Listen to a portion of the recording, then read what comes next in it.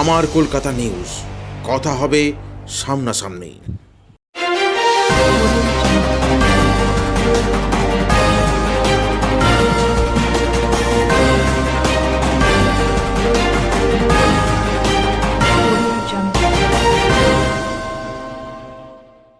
ভারতবর্ষের ১৪০ কোটি মানুষ বিচার ব্যবস্থার দিকে তাকিয়ে আছে, কারণ যখনই যে সরকার গণতন্ত্রের উপর আঘাত হানার চেষ্টা করেছে তখনই মাথা উঁচু করে দাঁড়িয়েছে বিচার ব্যবস্থা।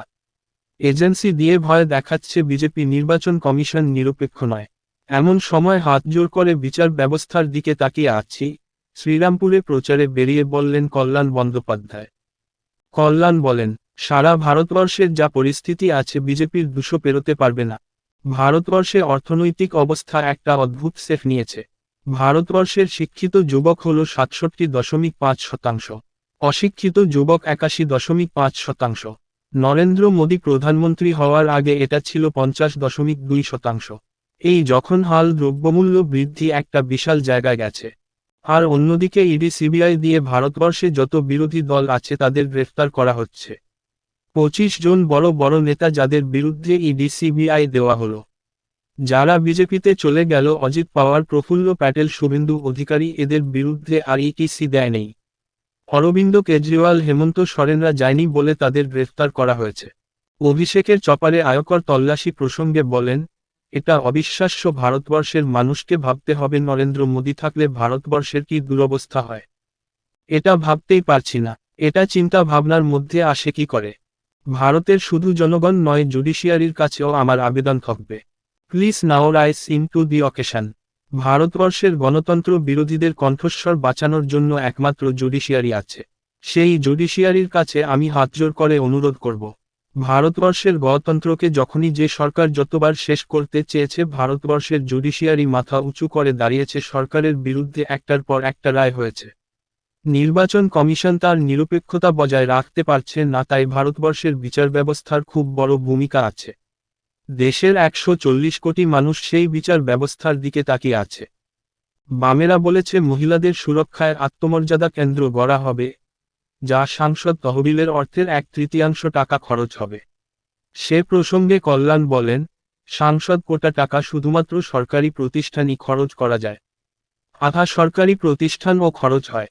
যারা এ কথা বলেছে তারা হয় আইন না জেনে বলেছে, অথবা সাংসদ হওয়ার শখ জেগেছে কিন্তু আইন জানেন না, না হলে মানুষকে বিভ্রান্ত করার জন্য উদ্দেশ্যমূলকভাবে এই কাজটা করেছে। শ্রীরামপুর রাম সীতার মন্দিরে পুজো দেওয়া প্রসঙ্গে বলেন, মন্দির সংস্কারের জন্য শ্রীরামপুর পুরসভার মাধ্যমে আমি কিছু টাকা দিচ্ছি। যেহেতু শ্রীরামপুর নামটা এখান থেকেই হয়েছে, ডিপিআর তৈরি করে টেন্ডার ডাকা হয়েছে। রামনবমী নিয়ে রাজনীতির পশ্চিমবঙ্গের মানুষের কাছে কোন মূল্য নেই। ধর্মের নামে বাতাবরণ তৈরি করার যে চেষ্টা চলছে, সারা ভারতবর্ষে সচেতন মানুষ সেটা গ্রহণ করছে না। তুমি ধর্ম করলে ধর্মই করো, আর না হলে রাজনীতি করলে রাজনীতি করো। ভারতবর্ষের মানুষ ভাবতেই পারছে না প্রধানমন্ত্রী হঠাৎ মুনি ঋষি সেজে মাথায় গলায় চন্দন লাগিয়ে ঘুরে বেড়াচ্ছে। সবকিছুকে মিলিয়ে দিচ্ছে, বুঝতে পারছে না কি করব, প্রধানমন্ত্রী হব নাকি ধর্মীয় গুরু হব। তবে ২০২৪ সালের পর ওকে কোনো আশ্রমে নিশ্চয়ই যেতে হবে, ওখানেই অধিষ্ঠান করতে হবে। এদিন বিকালে শ্রীরামপুরে রামসীতা মন্দিরে পুজো দিয়ে বটতলা থেকে শুরু করে খটির বাজার পর্যন্ত রোড শো করেন কল্যাণ বন্দ্যোপাধ্যায়।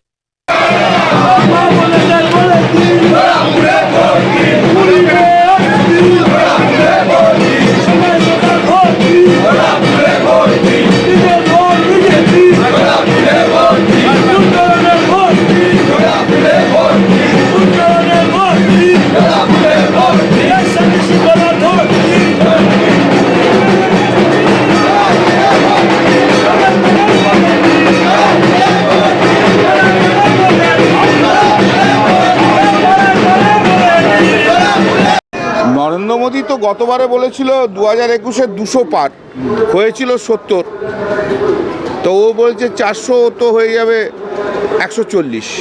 এখন সারা ভারতবর্ষ জুড়ে যা চলছে তাতে বোধহয় 200ও পেরোতে পারবে না মোদী। সব জায়গাতে নরেন্দ্র মোদী পিছিয়ে গেছে। তো সংখ্যা তো মানুষের ভোটের ওপর নির্ভর করে।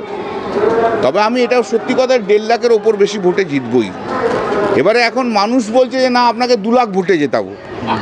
বুঝতে পেরেছেন তো? এটা তো মানুষের ব্যাপার, মানুষের আশীর্বাদ। 5 বছর ধরে কাজ করছি, 5 বছরে 15 বছর টোটাল কাজ করা হয়েছে, তাই মানুষ জানে। নির্মলা সীতারামন অর্থমন্ত্রী, তার হাজবেন্ড বলছেন যে 400 তো দূরের কথা, 230ও পার করবেন। হ্যাঁ, আমি শুনলাম সেটা। উনি পারফেক্টলি কারেক্ট, কারণ উনি অনেক দিন ধরেই দেখতে পাচ্ছেন ভারতবর্ষের অর্থনৈতিক সমস্যা যে জায়গায় গেছেন সেটা তো একটা অদ্ভুত শেপ নিয়েছে। যেমন ইন্টারন্যাশনাল লেবার অর্গানাইজেশনের রিপোর্ট অনুযায়ী ভারতবর্ষের এডুকেটেড ইউথ হচ্ছে 67.5%, আর আনএডুকেটেড ইউথ গেছে 81.5%। 2014 আগে নরেন্দ্র মোদী প্রধানমন্ত্রী হওয়ার আগে এটা ছিল 50.2%, সেটা এখন হয়ে গেছে 67.5%। তো এই যখন হাল, প্রাইস রাইজিং, দ্রব্যমূল্য বৃদ্ধি একটা বিশাল জায়গায় গেছেন। আর সবচেয়ে বড় কথা, উনি যে যার নাম বললেন, উনি মিস্টার সীতারামন, উনি বলেছেন যে যেটা হচ্ছে সেটা বড় খুব ইম্পর্টেন্টলি সেটা দেখা যাচ্ছে যে ইডি সিবিআই দিয়ে সারা ভারতবর্ষের বিরোধী দলের যারা আছে তাদেরকে অ্যারেস্ট করানো হচ্ছে, এবং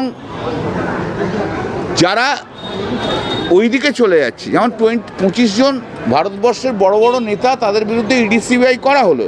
অজিত পাওয়ার থেকে প্রফুল্ল প্যাটেল, এরা চলে গেল বিজেপিতে। অজিত পাওয়ার, প্রফুল্ল প্যাটেল, শুভেন্দু অধিকারী, এরা সব চলে যাওয়ার পর এদের বিরুদ্ধে ইডি সিবিআই নেই। যেমন আছে অরবিন্দ কেজরিওয়াল, আমাদের হেমন্ত সোরেন, এরকম সমস্ত যারা আছে তাদের বিরুদ্ধে তারা যায়নি, প্রেশার দেয়নি, তাই যায়নি বলে তাদেরকে অ্যারেস্ট করা হচ্ছে।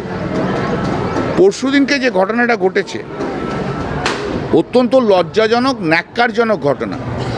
অভিষেক বন্দ্যোপাধ্যায়ের হেলিকপ্টারে ইনকাম ট্যাক্স রেড, এ মানে আনবিলিভেবল। ভারতবর্ষের মানুষকে এখন কিন্তু ভাবতে হবে যে এই নরেন্দ্র মোদী থাকলে ভারতবর্ষের কি দুরবস্থা হয়, এটা ভাবতেই পাচ্ছি না আমি। আমার কোনো চিন্তা ভাবনার মধ্যেই নেই। ভারতবর্ষের শুধু জনগণ নয়, ভারতবর্ষের জুডিশিয়ারির কাছেও আমার আবেদন থাকবে, please now rise into the occasion. রাহুলের চপারেও তো তল্লাশি হচ্ছে। হ্যাঁ, now please rise into the occasion. ভারতবর্ষের গণতন্ত্র, ভারতবর্ষের বিরোধী দলনেতার কণ্ঠস্বর বাঁচানোর জন্য একমাত্র ইন্ডিয়ান জুডিশিয়ারি আছে। সেই জুডিশিয়ারির কাছে আমি হাত জোর করে রিকোয়েস্ট করব, please rise into the occasion. ভারতবর্ষের গণতন্ত্রকে যখনই যে সরকার যতবার শেষ করতে চেয়েছে, ভারতবর্ষের জুডিশিয়ারি কিন্তু মাথা উঁচু করে দাঁড়িয়েছিল সরকারের বিরুদ্ধে। একটার পর একটা রায় হয়েছে, রাইট ফ্রম ইন্দিরা গান্ধী, রায়বেরিলিতে রাজনারায়ণ সিং, দেখেছো তো তুমি, সবাইকার ক্ষেত্রে কিন্তু ভারতবর্ষের জুডিশিয়ারি, আজকে ভারতবর্ষের জুডিশিয়ারির সবচেয়ে বড় ইম্পর্টেন্ট এসে গেছে। Election commission is also not discharging independent role. ভারতবর্ষের কিন্তু আজকে জুডিশিয়ারির অনেক বড় রোল আছে। ভারতবর্ষের 140 কোটি মানুষ কিন্তু ভারতবর্ষের জুডিশিয়ারির দিকে তাকিয়ে আছে। বামেরা বলছে মহিলা ব্রিগেড করবে, কি মত আপনার? মহিলা শক্তি করবে এমপি ডেভেলপমেন্ট ফান্ডের টাকা দিয়ে, তাই তো? যারা জিতবে সেই এলাকায় নারী নির্যাতন হলে তারা যাবে। প্রথমত হচ্ছে এমপি ডেভেলপমেন্ট ফান্ড শুধু সেই ক্ষেত্রেই খরচ করা যায় যেখানে সরকারি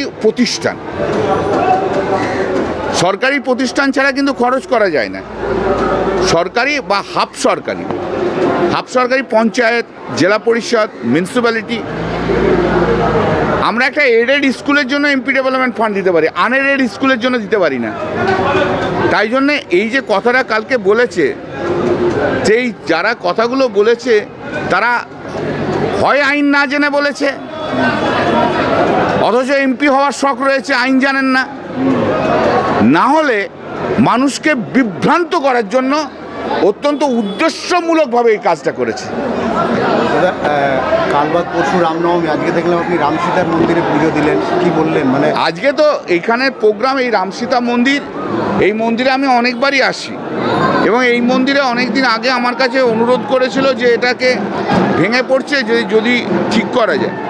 তো আমি তো এই যে বললাম, আমরা কোনো মন্দির মসজিদে দিতে পারি না টাকা, আমরা কোনো বেসরকারি প্রতিষ্ঠানে টাকা দিতে পারি না, তো আমি তো এমপি ডেভেলপমেন্ট ফান্ড থেকে দিতে পারবো না। তাই জন্য আমি মিউনিসিপ্যালিটিকে বলেছিলাম যে তোমরা এটা দেখো, এটা শ্রীরামপুর নামটা তো এইখান থেকেই হয়েছে, তো সেই নামটা যদি হয়ে থাকে, এই মন্দিরটার একটা ঐতিহ্য আছে, সেই মন্দিরটাকে ঠিক করতে হবে, সংস্কার করে ঠিক করতে হবে। শ্রীরামপুর মিউনিসিপ্যালিটি আমার কথা অনুযায়ী ওরা দেখে টেকে অলরেডি ওরা ডিপিআর তৈরি করে ওরা অলরেডি টেন্ডার ডেকেছে, তো এর কাজটা হবে। আর আজকের প্রোগ্রামের মধ্যে এইটাই, আমি তো প্রতিদিনই কোথাও না কোথাও শুরু করি, তা আজকে রামনবমীর আগে রামসীতা মন্দির, তুমি আজকে কেন দেখছো? তুমি পরশুদিন দেখো, যেতে তো আমি তো রাজরাজেশ্বরী মন্দিরে গিয়েছিলাম, আরও দেখতে থাকো, আরও দেখবে। শুধু মাঠে থাকো, খবরে থাকো, বাড়ি থেকে কিন্তু খবর করো না, মাঠে থেকে খবর করো, দেখবে সব পাবে। 500 বছর পর নাকি রামলালা মন্দিরে এসেছে, এটা বিজেপি তো বারবার দাবি করছে, সেইখানে রামনবমীকে নিয়ে একটা রাজনীতি। এই পশ্চিমবাংলার মানুষের কাছে এর কোনো দাম নেই। আর এই যে ধর্মের নামে যেটা একটা বাতাবরণ তৈরি করতে চেয়েছিল সারা ভারতবর্ষে, সেই সারা ভারতবর্ষের মানুষটাকে গ্রহণ করছে না। ভারতবর্ষের মানুষ রাজনৈতিক সচেতন মানুষ। ভাই, তুমি ধর্ম করলে ধর্ম করো, তুমি রাজনীতি করলে বছর পর নাকি রামলালা মন্দিরে এসেছে, এটা বিজেপি তো বারবার দাবি করছে, সেইখানে রামনবমীকে নিয়ে একটা রাজনীতি। এই পশ্চিমবাংলার মানুষের কাছে এর কোনো দাম নেই। আর এই যে ধর্মের নামে যেটা একটা বাতাবরণ তৈরি করতে চেয়েছিল সারা ভারতবর্ষে, সেই সারা ভারতবর্ষের মানুষটাকে গ্রহণ করছে না। ভারতবর্ষের মানুষ রাজনৈতিক সচেতন মানুষ। ভাই, তুমি ধর্ম করলে ধর্ম করো, তুমি রাজনীতি করলে রাজনীতি করো। ভারতবর্ষের মানুষ ভাবতেই পারছে না, ভারতবর্ষের প্রধানমন্ত্রী হঠাৎ মুনি ঋষি সেজে মাথায় গলায় সব চন্দন লাগিয়ে ঘুরে বেড়াচ্ছে। কেমন যেন সব কিছুর মধ্যে একটা মিলিয়ে মিশিয়ে দিচ্ছে আর কি, বুঝতে পারছে না। যাতে নরেন্দ্র মোদীর সমস্যা হয়ে গেছে, নরেন্দ্র মোদী বুঝতে পারছে না কি করব, প্রধানমন্ত্রী হব না ধর্মীয় গুরু হব। তবে 2024-এর রেজাল্টের পরে ওকে কোনো আশ্রমে নিশ্চয়ই যেতে হবে, ওখানেই অধিষ্ঠান করতে হবে। আমার কলকাতা নিউজ, কথা হবে সামনাসামনি।